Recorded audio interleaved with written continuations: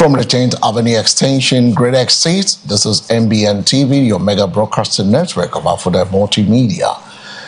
Coming up, we'll bring you all the stories that is making headline from local to international sports entertainment and also the major top stories. My name is El Samuels. We take a look at the headlines.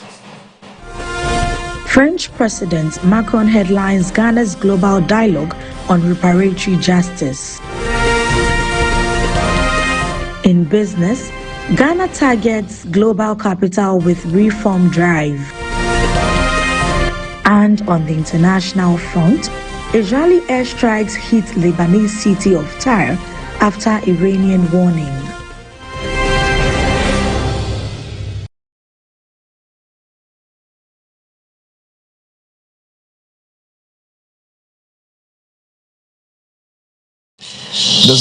There's many other stories coming up in the next 30 to 45 minutes of your time. The news is also live across all our major social media handles on MBN 360. We start from the presidency, where French President Emmanuel Macron is expected to participate in Ghana's upcoming global dialogue on reparatory justice, a major international forum aimed at advancing discussions on historical injustice linked to slavery and colonialism.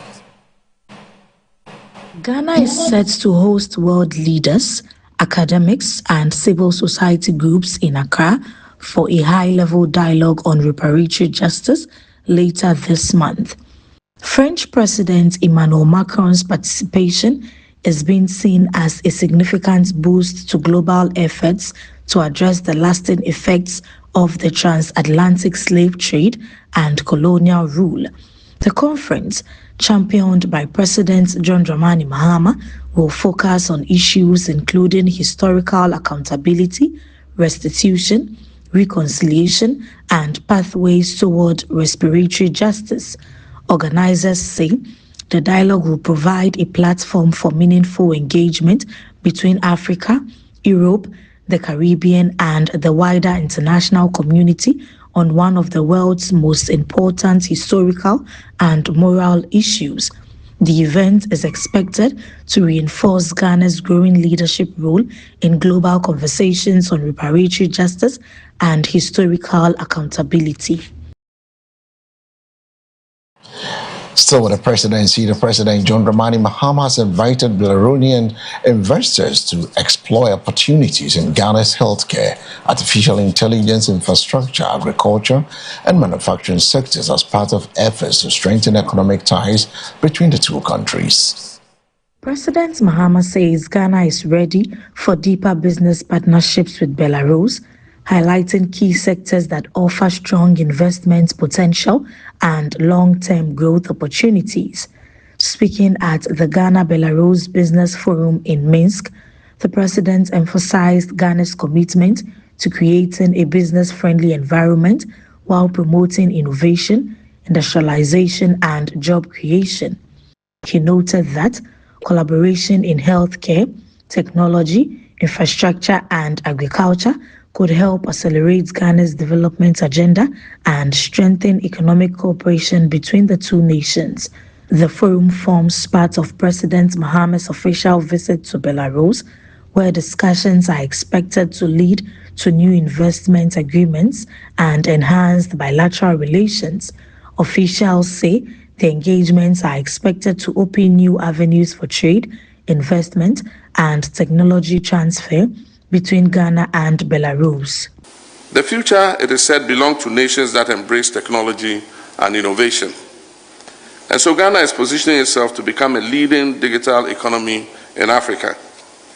We've launched our national artificial intelligence structure, which is titled AI for Good. And we're implementing the training of 1 million of our youth in coding. We also continue to expand STEM education, digital skills training, and innovation ecosystems. A major technology and AI hub is currently under development in Ghana, creating opportunities in data centers, cybersecurity, fintech, agri-tech, health tech, and business process outsourcing. We welcome Belarusian partnership in software development, digital infrastructure, cybersecurity, technology transfer, and innovation. Agriculture represents perhaps the greatest immediate opportunity for collaboration between our two countries.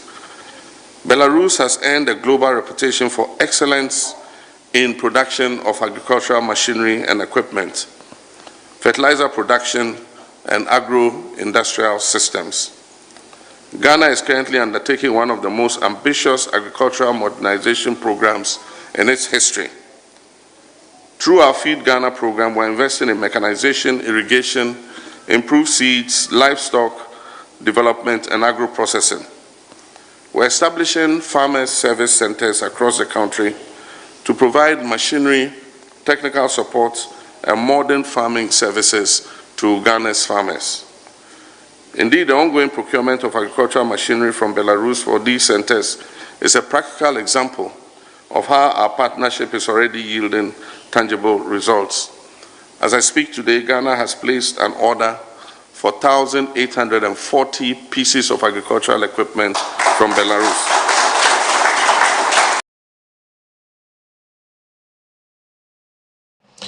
Away from the presidency, we move to the Ashanti region, precisely the Komfo Anokye Teaching Hospital, where hundreds of patients at the Komfo Anokye Teaching Hospital are facing disruption to healthcare services as industrial action by workers enters the fourth day, raising concerns about access to critical medical care. Healthcare services at the Komfo Anokye Teaching Hospital continue to be affected as the ongoing strike by workers enters day 4. Patients seeking treatment have reported delays, postponed appointments, and difficulties accessing some essential services, while hospital authorities work to manage the impact of the industrial action. The striking workers are demanding improved working conditions and the resolution of outstanding concerns, while negotiations between stakeholders continue in an effort to end the impasse. The prolonged disruption has heightened concerns among patients and families, with calls mounting for a swift resolution to restore full healthcare services. Authorities and labor representatives are expected to continue discussions as patients await a breakthrough to bring normal operations back to one of Ghana's largest referral hospitals.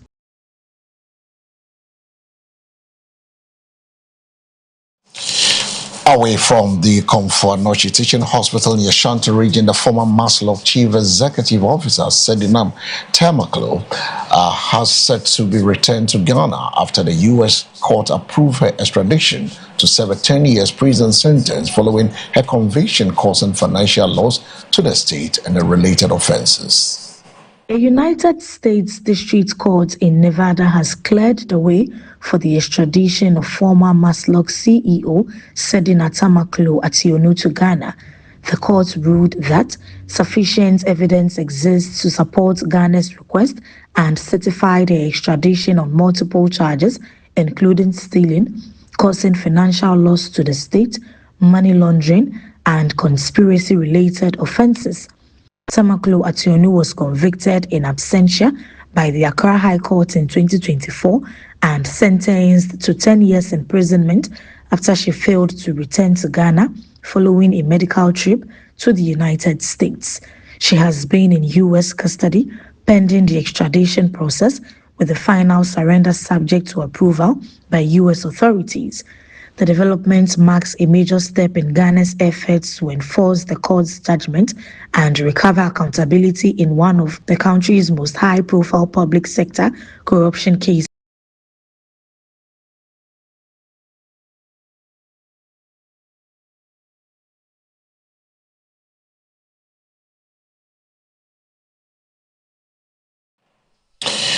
Several people have been injured and property damaged following a violent clash between the youth groups in the Wa in the Upper West region. Tension gripped parts of Wa after a confrontation between two groups of youth escalated into violence, leaving several persons injured. Eyewitnesses say the groups engaged in running battles, resulting in the destruction of a number of motorbikes and other property. Security personnel were deployed to the affected areas to restore calm and prevent further disturbances, while some of the injured were taken to health facilities for treatment. Authorities have launched investigations into the incident and are appealing to residents to remain calm and cooperate with security agencies as efforts continue to identify those responsible. Police say they are monitoring the situation closely and have assured residents of their commitment to maintaining peace and security in the municipality.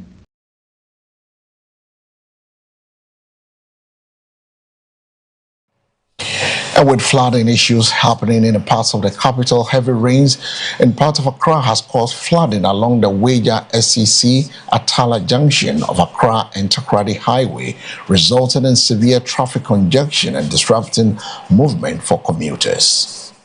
Motorists and commuters experienced significant delays on the Accra-Takoradi Highway after heavy rains flooded portions of the Weija SCC Atala stretch. The downpour submerged sections of the roadway, slowing traffic and creating long queues as vehicles struggled to navigate the affected area. Some drivers were forced to seek alternative routes, while pedestrians also faced difficulties crossing flooded sections of the highway. Emergency and traffic management officials have urged road users to exercise caution and avoid driving through deep flood waters, especially as more rainfall is expected.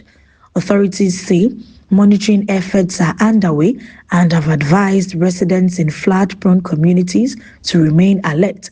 The latest flooding has once again highlighted concerns over drainage challenges in parts of the capital, with renewed calls for long-term solutions to improve stormwater management.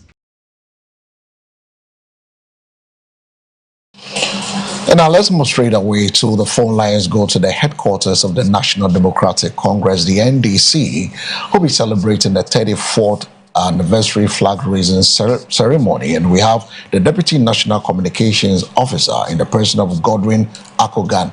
A very good evening to you, Godwin. Good evening. How are you doing? I'm fine. We thank God for joining us on the Mega News at 6. I mean, what is the main purpose of the NDC 34th anniversary flag raising ceremony? Well, thank you very much for this opportunity. And as a political party, tomorrow will be exactly 34 years to the formation.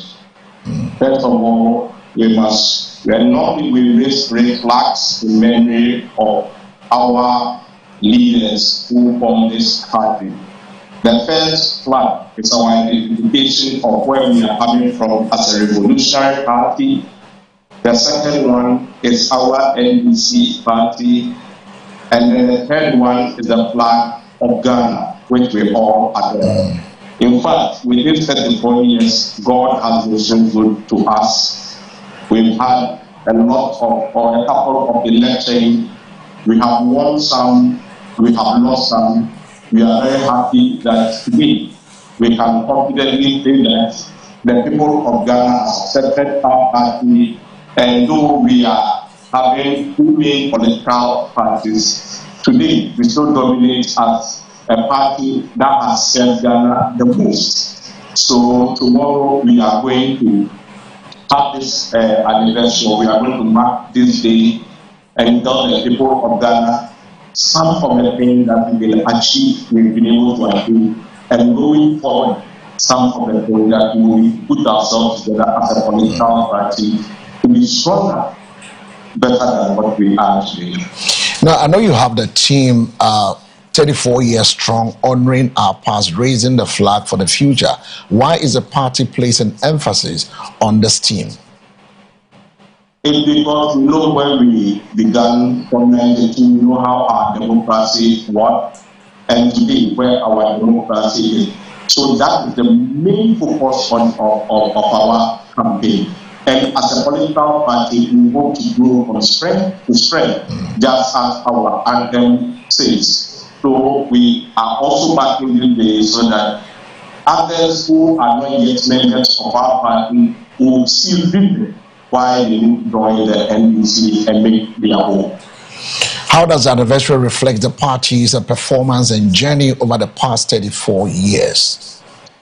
Our honesty to the people of Ghana, our love for the nation, and the level of sacrifices that the NDC does and will always do to make Ghana a better place.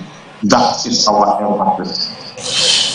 Now, finally, before you take leave of us, in practical terms, how does the party intend to translate this reflection into national impact? We have always reflected national impact in almost everything that we do. If you look at our commitments, look at what the level of transformation, the level of sacrifices that we always have to go through anytime that we are in power. There are a lot of things that people are yearning to see NDC do, but we have decided that we are not going to go that route like others will do, and make sure that when we are in power, it wouldn't be about our personal gains or our personal comfort. But as a social democratic party, we will ensure that the whole nation moves along with us, and a higher number of people will be satisfied with our performance. And that has always been our goal, looking beyond ourselves. Now, looking beyond yourself brings me to this question how is your party engaging your grassroots supporters in this anniversary celebration?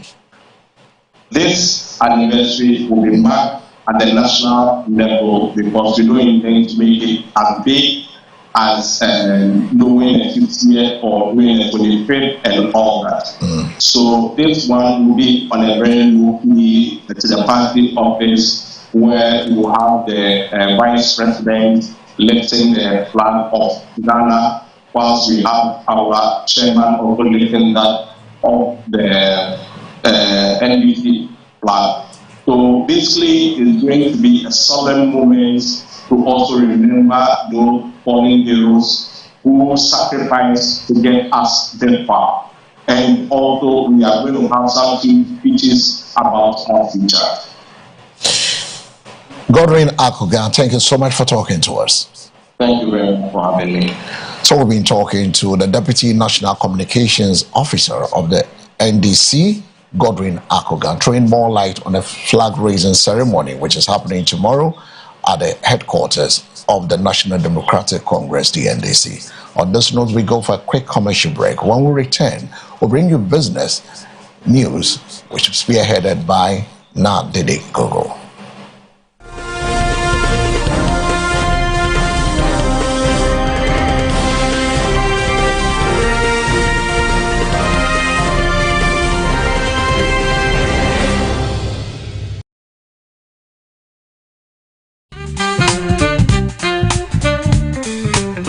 Introduce you to Farm Global Company Limited. At Farm Global, we offer you a variety of groceries and provisions to choose from: cosmetics, perfumes, bed sheets, undies, boxes, you can mention all.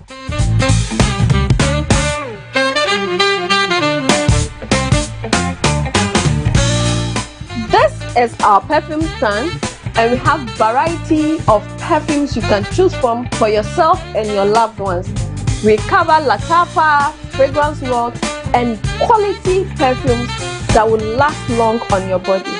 On our cosmetic section, we have variety of lotions, creams, hair pomade that can keep you going. Let your feet do the talking and your hand do the showcasing. Your babies are not left out. We got you covered.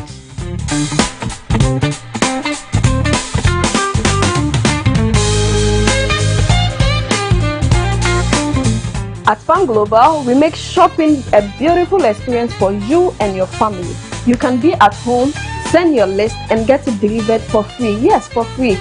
We know you can pay for it, but we want to show appreciation. We bring everything to you at your doorstep. Locate Farm Global on the Nungwabuade Road, just opposite Redeemer Chemist.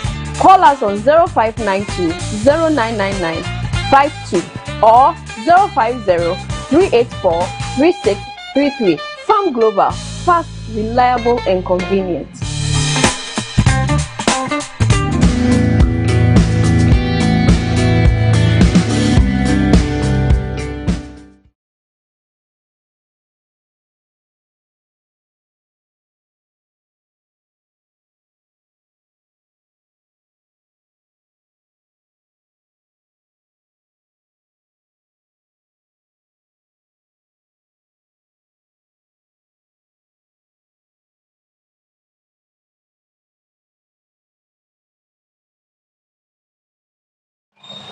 Welcome back from the break. In business, the government of Ghana says it is implementing key economic reforms aimed at attracting foreign investment, boosting investor confidence, and positioning the country as a preferred destination for global capital. Ghana is intensifying efforts to attract international investors through a series of policy and regulatory reforms designed to strengthen the business environment. Officials say the reforms are focused on improving economic stability, enhancing transparency, and creating opportunities for private sector growth across key sectors of the economy. The government believes these measures will help increase foreign direct investment, support job creation, and accelerate Ghana's industrial and infrastructure development agenda. Stakeholders at recent investment engagements have expressed optimism that sustained reforms and policy consistency will strengthen Ghana's competitiveness in the global investment market. Authorities say the reform agenda is central to build a resilient economy and unlocking new opportunities for both local and international investors.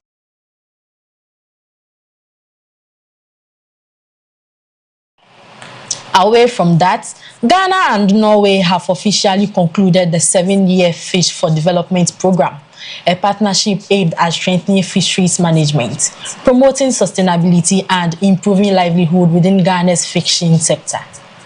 The governments of Ghana and Norway have marked the successful completion of the Fish for Development program after 7 years of collaboration. The initiative focused on improving fisheries governance, enhancing regulatory frameworks, building institutional capacity, and promoting sustainable fishing practices across the country.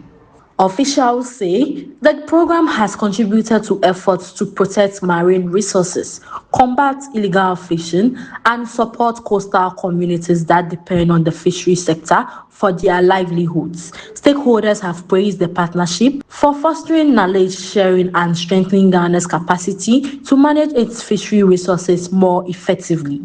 Authorities say the gain made under the program will help guide future efforts to ensure the long-term sustainability and growth of Ghana's fishery industry. Let's go for a break. Up next is sports and entertainment with Wendy Latit.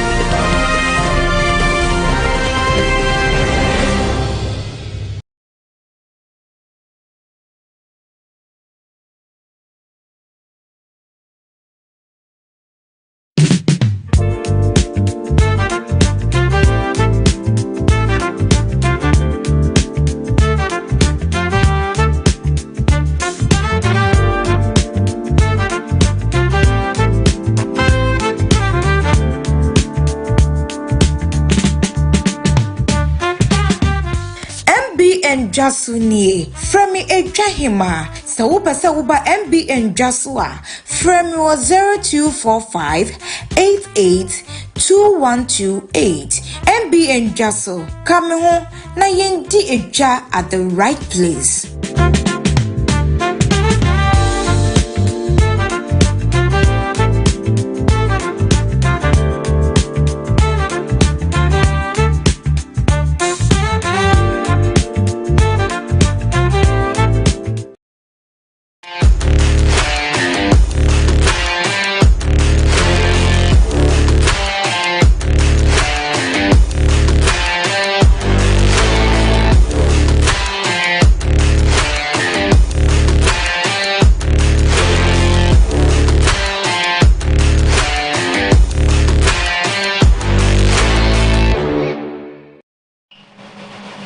And now on the sports desk, the Ghana Football Association has ruled out plans for a final preparatory friendly match for the Black Stars ahead of the upcoming FIFA World Cup, citing scheduling and logistical considerations.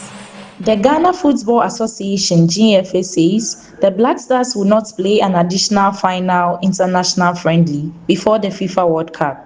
According to the GFA, the current preparation schedule, training camps, and earlier warm-up matches are considered sufficient for the team's build-up to the tournament. Officials explained that fixture congestion, player availability, and club commitments influenced the decision to avoid organizing another high-profile friendly at this stage. The technical team is expected to focus instead on final tactical preparations, team cohesion, and fitness work as Ghana fine-tunes its squad for the global tournament. The decision comes as attention shifts to squad selection and final preparations for Ghana's World Cup campaign.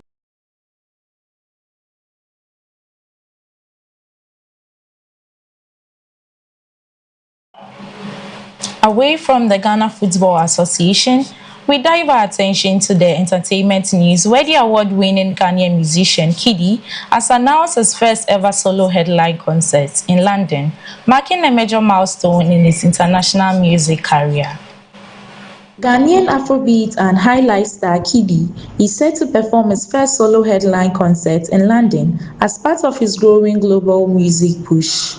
The concert is expected to showcase some of his biggest hits, fan favorites, and live performances backed by a full production experience for his international audience. Kiddy, known for songs such as Touch It and Enjoyment, continues to expand his presence beyond Ghana, with the London show seen as a key step in strengthening its global fan base. Organizers say details on the venue and dates will be announced soon, with strong anticipation already building among fans in the UK and across the diaspora. The concert adds to a growing list of international bookings for Ghanaian artists breaking into mainstream global music markets.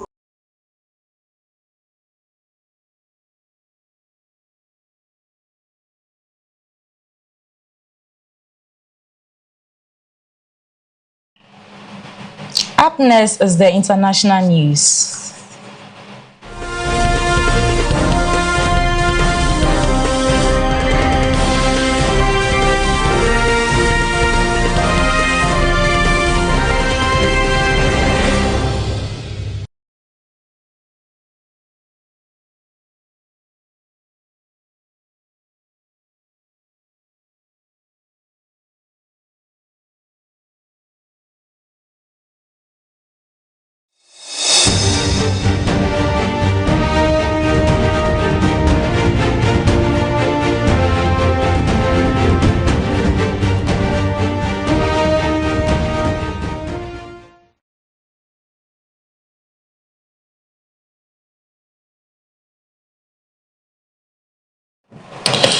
On a foreign front, Israel airstrikes have reportedly hit part of the southern Lebanese city of Tyre following heightened regional tension and warnings from Iran, urging an end to ongoing military escalations.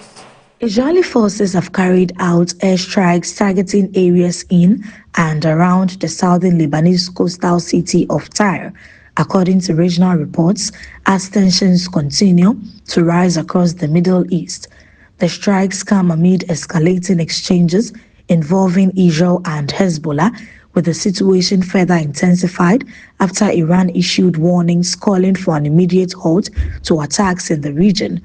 Local sources report that emergency teams have been deployed to assess damage and assist civilians, while residents in affected areas have been urged to remain cautious as security conditions remain volatile. The developments add to growing fears of a wider regional escalation as diplomatic efforts continue to de-escalate tensions and prevent further spread of conflict. International observers say the situation remains fluid, with calls mounting for restraint and renewed diplomatic engagement to avoid further deterioration of security in the region.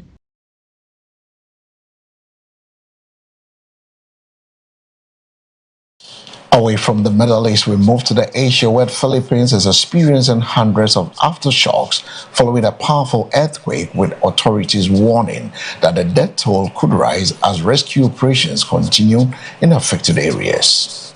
Hundreds of aftershocks have continued to shake parts of the Philippines after a major earthquake struck the region, compounding fear and disruption among residents. Emergency teams are working through damaged communities to search for survivors, clear debris, and assess the full extent of destruction to homes, roads, and public infrastructure. Officials say the death toll may increase as more reports come in from remote and hard-hit areas where communication and access remain difficult. Thousands of people have been displaced and are currently sheltering in temporary relief camps as authorities coordinate emergency response efforts and humanitarian assistance. Disaster agencies are urging residents to remain vigilant as aftershocks continue, while rescue operations remain ongoing across the affected regions.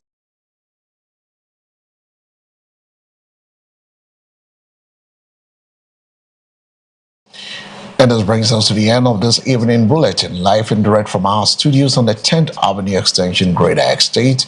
The news was also live across our social media handles on MBN 360.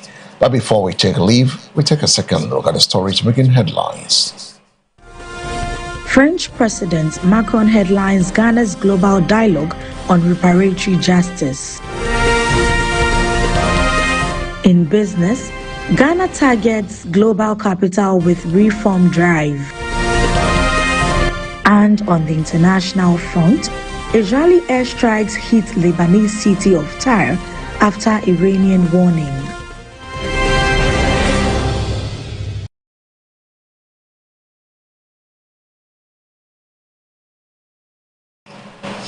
For more news, log on to MBN 360. Thanks for staying with us and enjoying more of our news. We'll be back with a morning bulletin at 6 a.m. My name is El Samuels. Do have a good evening.